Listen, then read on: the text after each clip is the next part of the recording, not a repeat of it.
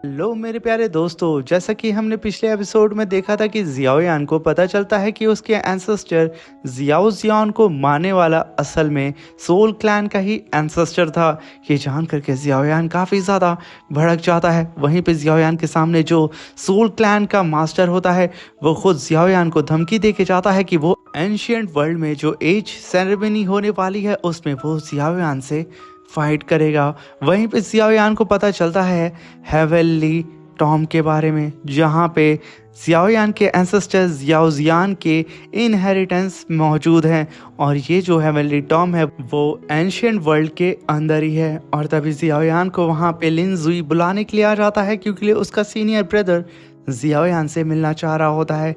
वहीं पे लिंजी का सीनियर ब्रदर जियाओयान की ब्लड लाइन को लेकर के उसे बहुत बुरा भला बोलता है। वहीं पे जियाओयान उससे वादा करके जाता है कि मैं बैटल सेंट पे अपने आप को प्रमोट करके रहूंगा। मेरे प्यारे से दोस्तों, इस एपिसोड को स्टार्ट करने से पहले मैं अपने व्यूवर्स और जिन प्यारे भाइयों ने मेरी पिछली वीडियो पे कमेंट किया है मैं उन सबको तहे दिल से धन्यवाद कहना चाहता हूँ। साथ में मेरे नए व्यूवर्स आप भी इसी तरीके से कमेंट कर सकते हैं और प्लीज़ मेरे चैनल को सब्सक्राइब ज़रूर कर दीजिएगा। और मेरे प्यारे से भोले भाले दोस्तों, आप लोग किस सिटी से मेरी इस एनिमे सीरीज़ को देख रहे हैं कमेंट बॉक्स में अपनी सिटी का नाम और अपना नाम ज़रूर मेंशन करिएगा।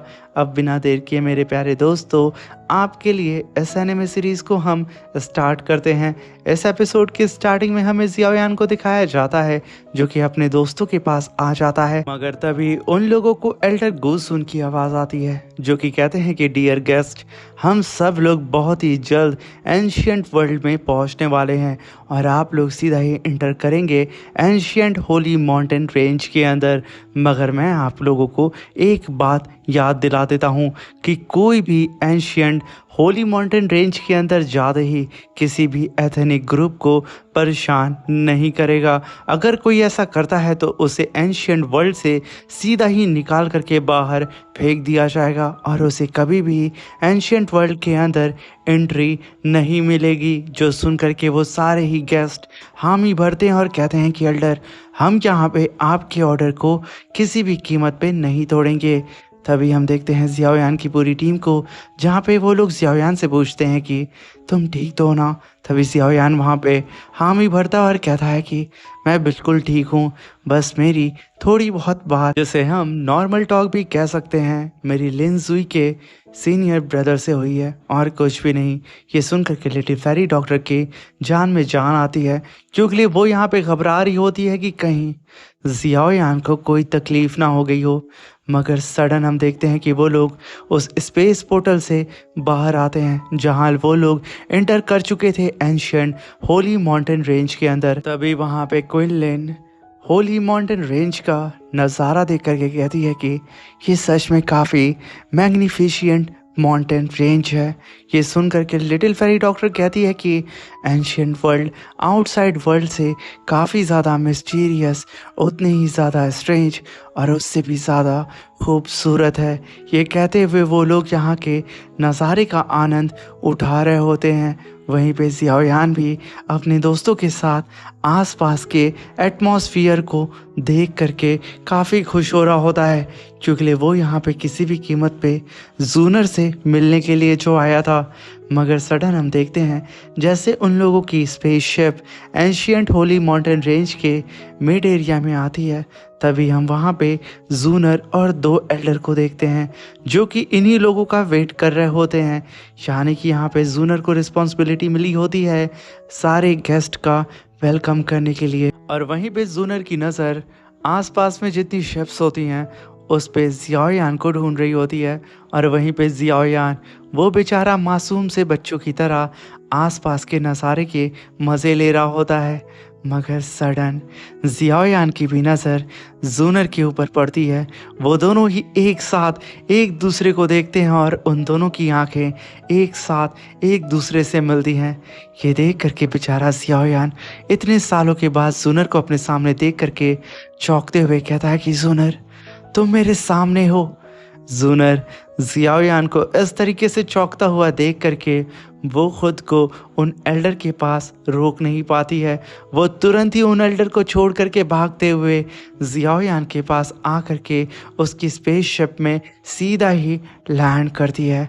यहाँ पे जूनर सच में बेहद खूबसूरत नज़र आ रही होती है और यहाँ पे ये दोनों फिर से एक दूसरे की आंखों में आंखें डाल करके लगातार बिना कुछ बोले देखे जा रहे होते हैं, जैसे कि इन दोनों के लिए समय यहीं पे रुक गया हो। वहीं पे जियाओयान अपने पास्ट की बातों को याद करता है, जब जियाओयान जूनर के साथ अपने जियाओ क्लैन के अंदर रहा करता था और साथ में जूनर हर बार जियाओयान को सपोर्ट किया करती थी। जब भी जियाओयान गिरता तो जूनर वहाँ पे खड़ी होती है उसका हाथ थामने के लिए। और वहीं पे पास्ट में जब जियाओयान की मेरिडियंस फाइट की वजह से डिस्ट्रॉय होने के कागार पे आ चुकी थी, तब जूनर ही थी जिसने जियाओयान की इंजरी को अपनी पावर से हील किया था, उसे अपनी गोदी में लेटा करके। और वहीं पे इकलौती सिर्फ वही थी जूनर जिसने जियाओयान को हमेशा ही सपोर्ट करने के साथ साथ उसे मोटिवेट भी किया था। और जब जियाओयान इंजर्ड था तो जूनर ने ही उसे हौसला दिया था कि वो बहुत ही जल्दी अपनी पीक स्ट्रेंथ को वापस अचीव कर लेगा। जहाँ पे जियाओयान के अंदर थोड़ी सी होप नहीं थी मगर जूनर खड़ी थी। वहीं पे जूनर जियाओयान को देख करके अपने पास्ट की बात को याद करती है, जब गू क्लैन का 8 कमांडर लिन क्युआन जूनर को लेने के लिए आया होता है। जहाँ पे जूनर ने जियाओयान से कहा था कि अगर तुम्हें मेरे एंशिएंट वर्ल्ड में आना है जियाओयान, तो तुम्हें एटलीस्ट दाओजुन लेवल पे खुद को प्रमोट करना होगा। ये सुन करके जियाओयान जूनर से कहता है कि मैं खुद की प्रैक्टिस को और भी ज़्यादा हार्ड कर दूंगा और जल्द से जल्द दाओजुन लेवल पे खुद को प्रमोट करूंगा। भले ही तुम्हारे एंशिएंट वर्ल्ड में मेरी फाइटिंग सेंथ या फाइटिंग एम्परर से क्यों ना हो जाए, मैं उन सब से भिड़ जाऊंगा, उन सब के अगेंस्ट जा करके मैं तुम्हें अपना करके रहूँगा। ये सुन करके जूनर जियाओयान से कहती है कि मुझे तुम पर भरोसा है, तुम ज़रूर मेरे एंशिएंट वर्ल्ड में जियाओयान आओगे, मैं तुम्हारा इंतज़ार करूंगी। ये कहने के साथ वो लोग एक दूसरे का हाथ उस टाइम छोड़ देते हैं, जहाँ पे मजबूरन जूनर को जियाओयान को छोड़ करके इन गू क्लैन के वॉरियर्स के साथ वापस एंशिएंट वर्ल्ड में आना पड़ जाता है। ये सारी बात याद करके जियाओयान अपने कदम आगे बढ़ाता है सीधा जूनर की तरफ। ये देख करके जूनर भी अपने कदम धीरे धीरे करके जियाओयान की तरफ बढ़ाने लगती है और ये दोनों ही धीरे धीरे करके एक दूसरे के करीब आने लगते हैं। दोनों ही लवर्स को बिल्कुल भी ये अंदाज़ा नहीं होता है कि आसपास में क्या चल रहा है। ये लोग एक दूसरे की आंखों में इतना खो जाते हैं कि आसपास के लोगों को भी भूल चुके थे। वहीं पे आसमान में हमें 2 लव बर्ड्स को भी दिखाया जाता है जो एक साथ ही आसमान में उड़ रही होती हैं और उसी के साथ साथ जियाओयान और जूनर भी एक दूसरे के करीब आ रहे होते हैं। वो दोनों ही जैसे एक दूसरे को गले लगाते, तभी जूनर के साथ आए हुए वो 2 एल्डर खांसते हुए आगे बढ़ते हैं और कहते हैं कि ये कहने के साथ वो लोग आगे बढ़ने के साथ आसपास के जितने भी कल्टीवेटर्स होते हैं उन सब से कहते हैं कि आप सबका स्वागत है हमारे एंशिएंट वर्ल्ड में। और मैं जहाँ तक जानता हूँ कि एल्डर गू सुन ने आप सभी लोगों को यहाँ की सारी ही चीज़ों के बारे में बता दिया होगा, मगर यहाँ पे ये सारे एल्डर अपनी बातें बोल ही रहे होते हैं और उधर जूनर और जियाओयान वो दोनों ही अपने अपने ख्याल में डूबे होते हैं। मगर तभी जूनर की नज़र लिटिल फेरी डॉक्टर पे पड़ती है जो कि ठीक जियाओयान के पीछे आकर के खड़ी हो चुकी थी, जिसे देख करके जूनर तुरंत ही लिटिल फेरी डॉक्टर को हाय बोलती है और लिटिल फेरी डॉक्टर भी जूनर को देख करके हाय बोलती है। ये दोनों ही अच्छे दोस्त जो पास्ट में बन चुके थे।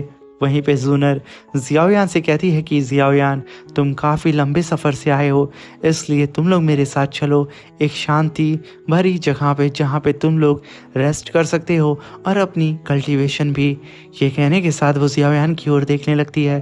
तभी जियाओयान वहाँ पे हामी भरता और कहता है कि ठीक है मैं चलूँगा। तभी जूनर पलटती है और उन दोनों ही एल्डर से कहती है कि मैं यहाँ से सियाओयान की पूरी टीम को लेकर के जा रही हूँ और बाकी गेस्ट को आप लोग पर्सनली हैंडल कर लें।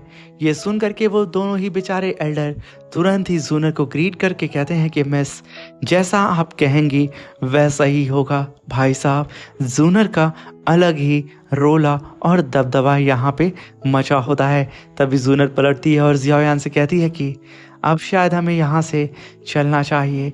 ये कहने के साथ जूनर सबसे पहले उड़ते हुए आगे बढ़ती है और उसके पीछे पीछे जियाओयान और उसकी पूरी टीम आने लगती है। वहीं पे हम उन दोनों ही एल्डर को देखते हैं जो कि जूनर को जियाओयान को ले जाता हुआ देख के थोड़ा बहुत गुस्साते हैं और एक दूसरे को देखते हुए खुद को शांत कर लेते हैं, क्योंकि जूनर के सामने उनकी नहीं चलने वाली। वहीं पे जियाओयान और जूनर एक साथ ही उड़ते हुए आगे की ओर जा रहे होते हैं।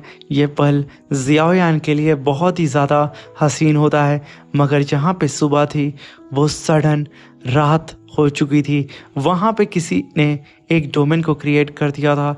ये सेंस करके जियाओयान, जो कि बहुत तेज़ी से उड़ रहा था, वो जूनर के सामने जाके खड़ा हो जाता है और रुक करके दाएं बाएं देखने लगता है।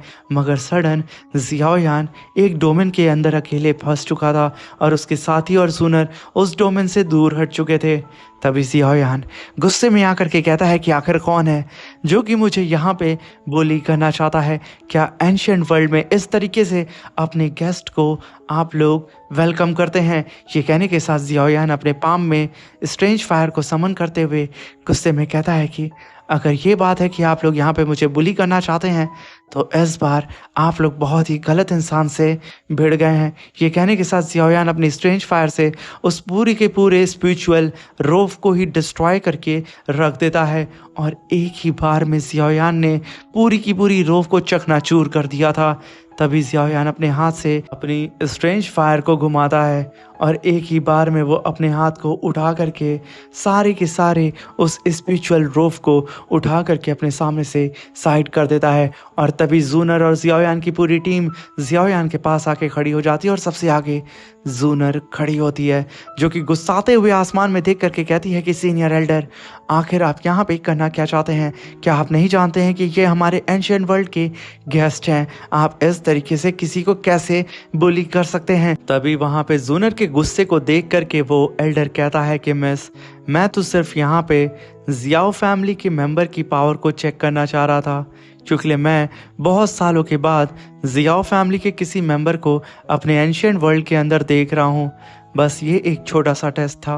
वहीं पे जियाओयान भी आसमान में इधर उधर उस एल्डर की प्रेजेंस को सेंस करने की कोशिश करता है, मगर तभी जूनर गुस्से में आकर के कहती है कि डियर एल्डर, क्या ये बेहुदा तरीका सही है? और क्या हमारे एंशिएंट वर्ल्ड के रूल के हिसाब से हम लोग अपने गेस्ट का वेलकम इस तरीके से करेंगे?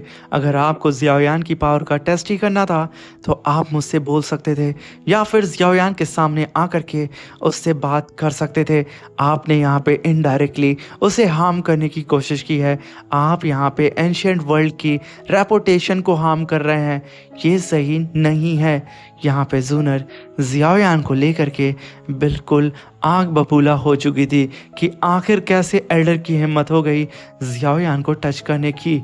यहाँ पे हम समझ सकते हैं कि जूनर कितना ज़्यादा जियाओयान से प्यार करती है और हमें ये भी पता चलता है कि आखिर जूनर की रेपुटेशन इस एंशिएंट वर्ल्ड में इतनी ज़्यादा हाई लेवल पे क्यों है, क्यों सारे यंग जनरेशन के जीनियस जूनर के पीछे पड़े हैं। तभी जूनर अपने राइट हैंड को उठाती है और अपनी स्पिरिचुअल एनर्जी को रिलीज़ करके उस डोमेन को ही डिस्ट्रॉय करके रख देती है। और तभी रात से सुबह होती है और जूनर भागते हुए तुरंत जियाओयान का हाथ पकड़ती है और उससे कहती है कि जियाओयान, तुम ठीक हो ना? तुम्हें कहीं चोट तो नहीं लगी है ना? तभी जियाओयान यहाँ पे जूनर को इतना परेशान देख करके उससे कहता है कि मैं बिल्कुल ठीक हूँ, अब शायद हमें आगे चलना चाहिए। ये सुनकर के जूनर कहती है कि अब मैं आगे चलूँगी और तुम मेरे पीछे चलोगे, समझ में आया?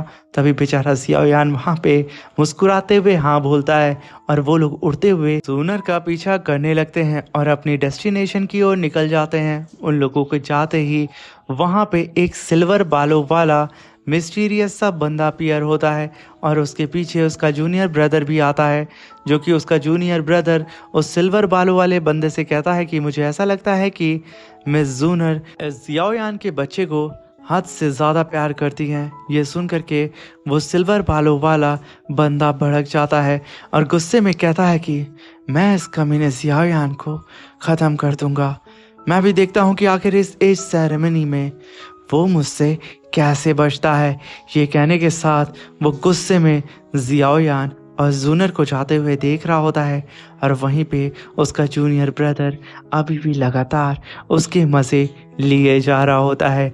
और तभी सीन शिफ्ट होता है, जियाओयान और उसकी पूरी टीम जूनर के साथ अपने रेस्ट रूम के पास आ जाते हैं। यहाँ पे जियाओयान अपनी पूरी टीम के साथ आया ही होता है, तभी जियाओयान के सामने एक मिस्टीरियस सा बंदा अपीयर होता है और वो जियाओयान की तरफ अपने कदम बढ़ाने लगता है। ये देख करके जियाओयान थोड़ा सा शॉक्ड होता है और उस बंदे की ओर कंटिन्यूअसली देखने लगता है, मगर तभी वो बंदा अपने मास्क को हटाता है और ये होते हैं मिस्टर लिंग। तभी मिस्टर लिंग जियाओयान को देख करके कहते हैं कि ब्रदर जियाओयान, आपको देखे हुए काफ़ी टाइम हो गया है, मगर देखे ना, आप तो सीधा ही 5 स्टार दाओचुन लेवल पे प्रमोट हो चुके हैं।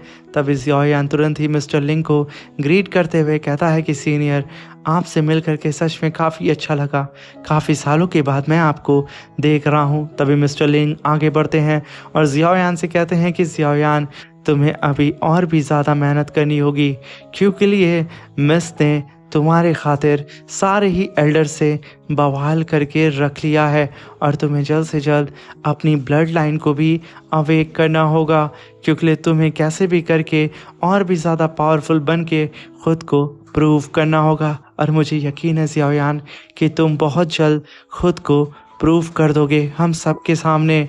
वहीं पे जियाओयान उन्हें ग्रीट करके थैंक यू बोलते हुए कहता है कि सीनियर, ज़रूर मैं अपनी पूरी ही कोशिश करूंगा अपनी कल्टीवेशन को बूस्ट करने में। ये सुन करके मिस्टर लिन कहते हैं कि जियाओयान, तुम्हें पता है तुम्हारे खातिर मिस लिन ने क्या किया है? तभी जियाओयान कहता है कि क्या? मगर तभी जूनर आगे बढ़ते कहती है कि अब बस आप लोगों की बातें बहुत हो गई। ये सुन करके मिस्टर ली कहते हैं कि शायद आज मैंने कुछ ज़्यादा ही बोल दिया है। ब्रदर जियाओयान, कुछ नहीं, वो तुमसे बहुत प्यार करती हैं। ये कहने के साथ बेचारा चुपचाप पीछे हट जाता है। तभी वहाँ पे जूनर आगे बढ़ते हुए जियाओयान से कहती है कि जियाओयान, जैसा कि हमारे एंशियंट सिटी के अंदर एक एज सेरेमनी कल होने वाली है और उसके रूल के अकॉर्डिंग कोई भी कल्टीवेटर इस एज सेरेमनी के अंदर किसी से भी एक नॉर्मल फ्रेंडली फाइट कर सकता है। इस फ्रेंडली फाइट का सिर्फ एक ही उद्देश्य होता है कि उस फाइट में वो दोनों ही कल्टीवेटर एक दूसरे की फाइटिंग स्किल को समझे और नॉलेज को गेन करे। मगर जियाओयान, मैं तुम्हें एक बात बताना चाहती हूँ, इस एज सेरेमनी के आड़ में ज़रूर एंशिएंट वर्ल्ड के कई सारे कल्टीवेटर जो कि तुमसे नाराज़ हैं, इसके बारे में भी तुम जानते हो कि क्यों। वो लोग ज़रूर इसके आड़ में आकर के तुम्हें चैलेंज करेंगे और तुम्हें बुली करने की कोशिश करेंगे। ये सुनकर के जियाओयान मुस्कुराते हुए कहता है कि जूनर, अगर उन लोगों की हिम्मत है मुझे चैलेंज करने की, तो मैं ज़रूर उनके चैलेंज को एक्सेप्ट करूँगा और ये प्रूव करके रहूँगा अपनी स्ट्रेंथ से कि रियल जियाओ क्लैन की ब्लड लाइन आखिर में क्या है और तुमने जिस बंदे को अपना लाइफ पार्टनर सेलेक्ट किया है उसकी काबिलियत क्या है। मैं जानता हूँ कि तुमने सब कुछ दांव पे लगा दिया है जूनर। मैं तुम्हारी उम्मीदों पे इस बार खड़ा उतरूँगा, भले ही इस एंशिएंट वर्ल्ड का सबसे ज़्यादा पावरफुल कल्टीवेटर क्यों ना आ जाए, मैं उसे अपनी स्ट्रेंथ से हरा करके रहूँगा। ये मेरा वादा है और साथ में मेरा वादा मेरी जियाओ ब्लड लाइन से भी है, क्योंकि मुझे उसे आगे बढ़ाना है। इसी के साथ मेरे प्यारे दोस्तों ये शानदार सा एपिसोड ख़त्म होता है। Thank you for watching, bye bye, take care.